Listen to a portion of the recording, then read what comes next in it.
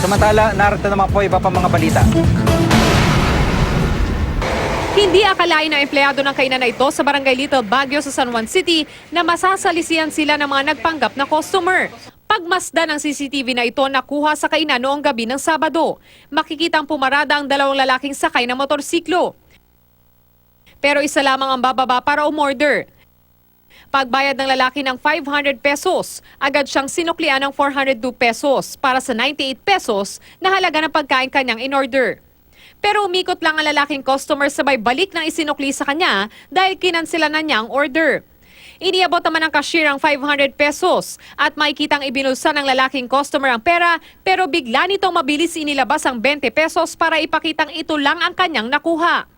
Makikitang nagdadalawang isip pa ang cashier na ibalik ang 500 pesos. Pagka-cancel order, binigay po ulit yung bayad niya.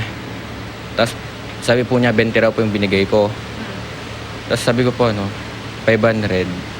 Tapos pinagpilitin po niya 20 talaga. So, binigay ko na lang po ulit yung 500. Sumalis na po. Na makaalis ang mga suspect, dito na raw nila napagtantong na biktima sila ng pananalisi.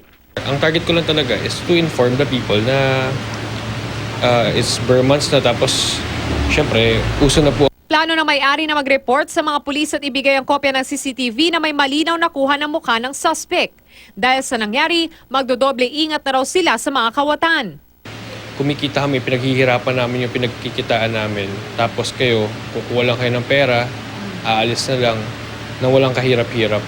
Von Aquino, GMA News.